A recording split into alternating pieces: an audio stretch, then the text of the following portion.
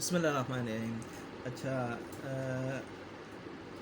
تین چیزوں نے جو سا ہے نا ملک کا بیڑا غرق کر دیا ہے۔ پاکستان کو ایک قوم نہیں بننے دیا۔ پاکستان قوم کا زوال تین چیزوں کا ہے۔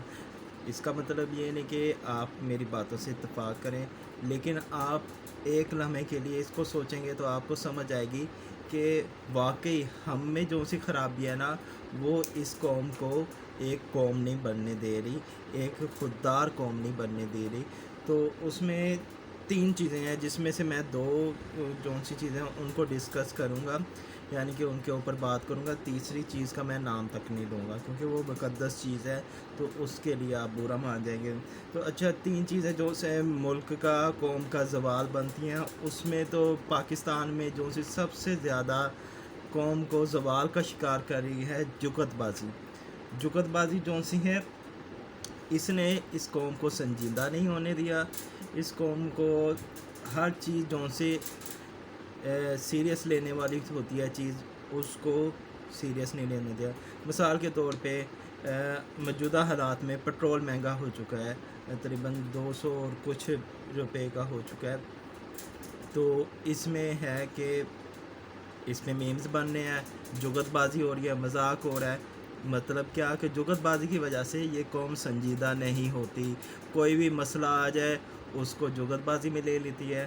تو جب کوئی قوم کسی مسئلے پہ سنجیدہ نہ ہو تو وہ قوم نہیں بنتی، وہ ایک اچھی قوم نہیں بن پاتی، اور اس وجہ سے اس قوم کا زوال شروع ہوتا ہے۔ اور ہمارے جہاں پہ بھی دیکھیں جگت بازی ہوتی ہے، اسکول چلے جائیں وہاں پہ جگت بازی ہے، اساتذہ اسٹوڈنٹ سے جگت بازی کرنے ہیں، اساتذہ آپس میں جگت بازی کرنے ہیں۔ آپ کسی ادارے میں چلے جائیں، آپس میں جو سا سٹاف ہوگا وہ ایک دوسرے سے جگت بازی کر رہے گا۔ کہیں بھی آپ چلیں جائیں جگت بازی ہو جائے گا۔ ایون کہ ایک اسٹوڈنٹ برائٹ ہے، وہ کوئی بھی اچھی بات کر دیتا ہے تو پوری کلاس اس پہ جگت بازی میں مشغول ہو جاتی ہے، اس کی بس کرنے میں مشغول ہو جاتی ہے، جس سے انسان ڈی گریڈ ہوتا ہے۔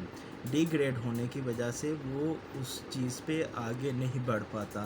اور جگت بازی جو سی ہوتی ہے، وہ جب آپ ایک بندے کو ڈی گریڈ کرتے ہیں، اس کا جو سا ہوتا ہے مورال وہ ڈاؤن ہو جاتا ہے، اور جس وجہ سے وہ آگے نہیں بن پاتا، اور اسی وجہ سے جگت بازی کی وجہ سے ایک قوم نہیں بن پاتی۔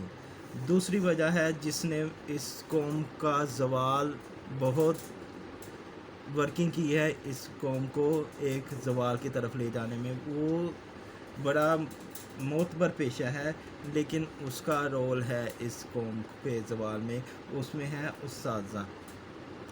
اساتذہ نے جو سا اس قوم کو قوم نہیں بننے دیا، انہوں نے زوال لے کے آئے ہیں، کیونکہ اساتذہ نے رٹا سسٹم لے کے آئے ہیں۔ رٹا سسٹم لے کے آئے ہیں جس کی وجہ سے وہ ایک اسٹوڈنٹ نے رٹا ہی لگایا ہے، اس نے یہ نہیں دیکھا کہ اس جو سی چیز ہے، کوئی بھی ٹاپک ہے، اس کو ہم یعنی کہ اس کو ایڈریس کریں، اس کو پڑھ سکیں، یہ نہیں دیکھا۔ اس نے کہا رٹا ہے، بس یاد کر لو اور لکھ دو تاکہ نمبر آ جائیں۔ اس کو کبھی بھی اسٹوڈنٹ نے اپنے الفاظ میں بیان کرنے کی کوشش نہیں کی، کیونکہ اس کے نمبر کٹ جائیں گے۔ اس میں اس کا رول ہے بھی اساتذہ نمبر کاٹ لیں گے، جس وجہ سے اس کے امتحانات میں فیل ہو جائے گا۔ فیل ہو جائیں گے تو گھر والے پریشان ہوں گے، تو اس وجہ سے ان کا بڑا موجودہ رول ہے۔ اور بیسیکلی مین جو سے اساتذہ ہیں انگریزی نے کے جو سے استاد ہیں، انہوں نے انگریزی کو ایک دین لے لیا ہے۔ اب جو سا ایک آپ چیز کو یا ایک زبان کو آپ دین کا جز سمجھو گے تو وہ پھر آپ قوم نہیں بن سکتے۔ مثال کے طور پہ ہر چیز میں آپ نے انگلش ٹھوک دی ہے۔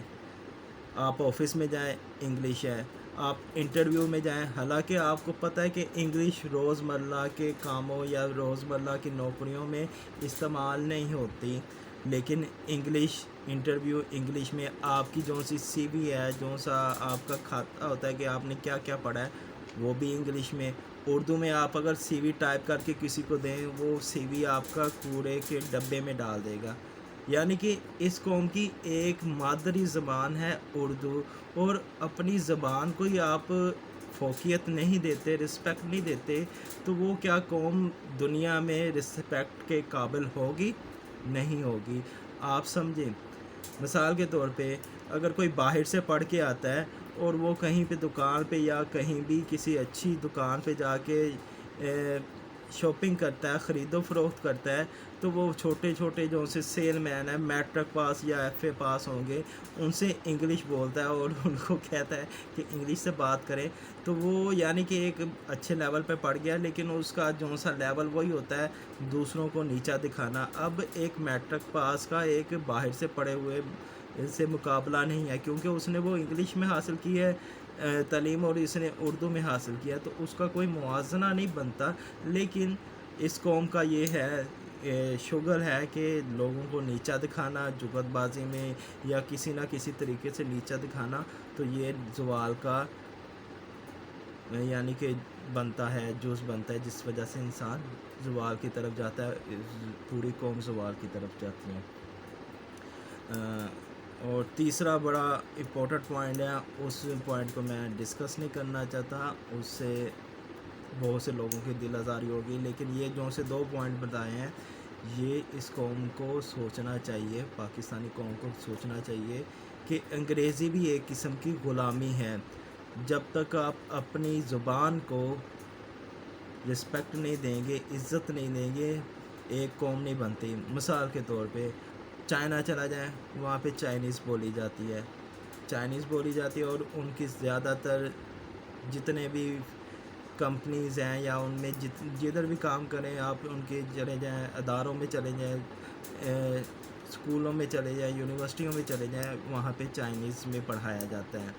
لیکن آج کل ایشین ٹائیگر ہے، وہ اس نے بڑی اکانومی کور کر چکی ہے، لیکن انگلش کو وہ پسند نہیں کرتے.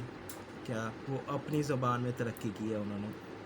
رشیا چلے جائیں، رشیا بھی انگلش نہیں بولی جاتی، لیکن وہ کیا ہے کہ وہ بھی ایک ٹائیگر ہے، امریکہ سے مقابلہ کرتا ہے، امریکہ سے نہیں ڈرتا، لیکن بولتا رشین ہے. ان کے بھی اسکول، کالج، یونیورسٹیاں، ان کی جتنے بھی ادارے ہیں ان میں رشین بولی جاتی ہے.